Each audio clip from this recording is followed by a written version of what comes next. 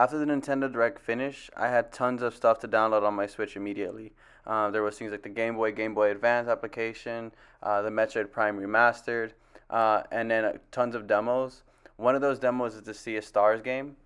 This is a game being developed by Sabotage Studios, the same people who brought us the Messenger.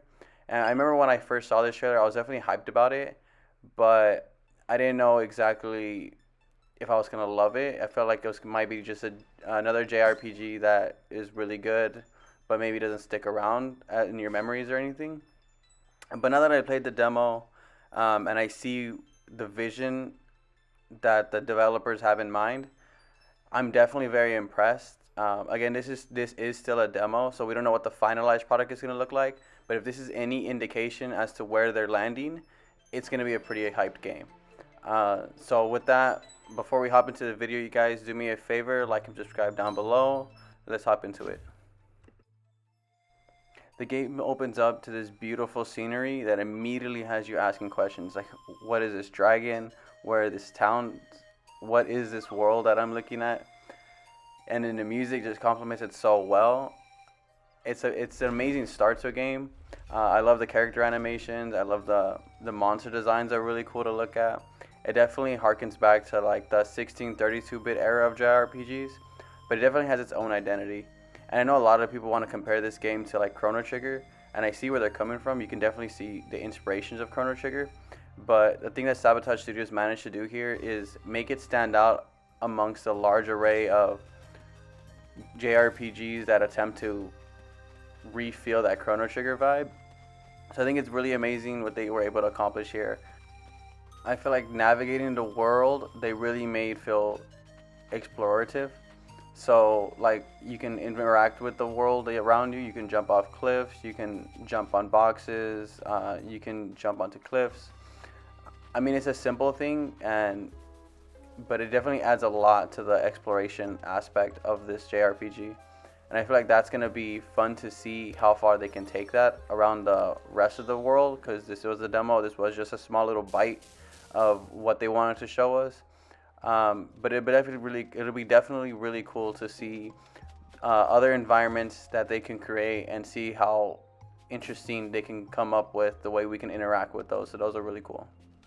I feel like it was definitely really fun to see that incorporated in the dungeon design. I think it added a little bit of variety to just the traditional navigating through your regular dungeons. So that's really cool, and I think it'll add a lot of diversity to their different dungeons. I feel like a lot of times games that don't have voiceover acting or are utilizing this type of art style, I feel like sometimes they struggle with making their characters feel unique and or making their characters feel alive. So I feel like that's definitely a great thing here is that all the characters that you interact with, all the characters that you play with, I definitely feel like they all felt different. They all felt like they have purpose in this world. And I feel like that's definitely a testament to the writing team. I definitely feel like this game is going to have a deep narrative, but it's also not going to be scared to take itself not so serious. And I love that. I like games that know how to break up dark moments with comedy, and I feel like this game isn't scared to attempt to try. And then when you step into the overworld, you definitely see the talent that this art team has. From the color to the textures, they definitely see what they're going for here, and it's amazing. There's a dragon in the background. Really want to know what's going on with this dragon. All the colors from the greens to the blues look stunning, and they just look interesting. And I love that. They added fishing to this game. I always love fishing in games. It's something. It's definitely like a time killer, and I like that it feels useful in this game. You know, you can use that to eat later on, and it's really cool. I like that. It definitely was a little tricky at first, but then once I got it, it was fun and I understood it.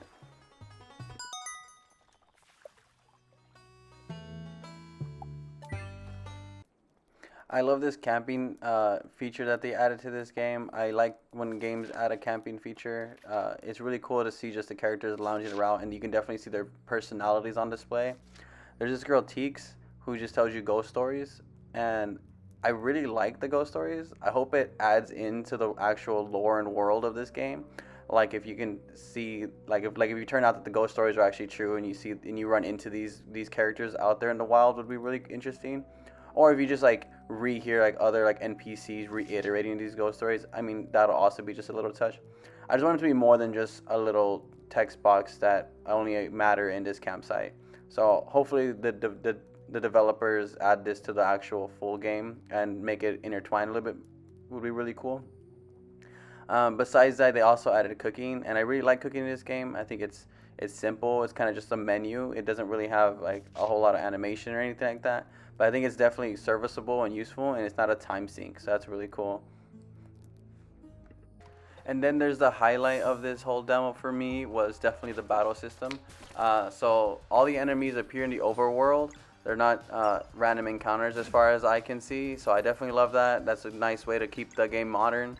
And then I don't know if I missed some kind of text in the game or if the developers had some kind of press release that said it or if it was in the trailer. I don't really know. But at first, battling was giving me some type of troubles.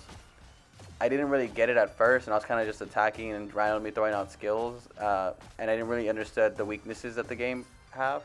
But shortly after, I definitely picked it up. So pretty much the enemies have these little symbols above their heads that'll show you their weakness, essentially.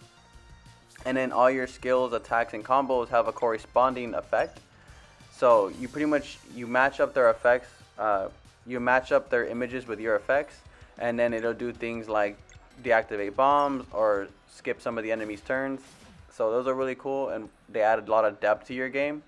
I want to see how far they'll take that, and it was definitely very needed later on in the game. So that's something that you got to keep in mind. I don't think I could have beat the boss without this. My only concern is that some games with very complicated battle systems tend to have very dragged out fights or become really grindy. So I feel like as long as the developers keep this in mind and know how to balance out making the game challenging but not overly dragged out, I definitely think it'll be a success. Overall, after playing this demo, I'm definitely a lot more excited than I was when I saw the announcement trailer for this. It gave me everything I needed, from the music to the aesthetic, the characters, the battling system. Everything Sabotage has put into this is definitely gonna pay off, I believe, at the end. It's releasing August 29th, 2023. So it's definitely gonna be a game I pick up day one. It's a game I'm anticipating to be potentially my indie game of the year. But yeah, that's it. That's all my thoughts on this game. Let me know down below if you guys are checking out the demo. If you already checked out the demo, please, if you haven't checked out the demo, just give it a shot. I definitely encourage everyone to try it out. All right, that's it. See you guys next time.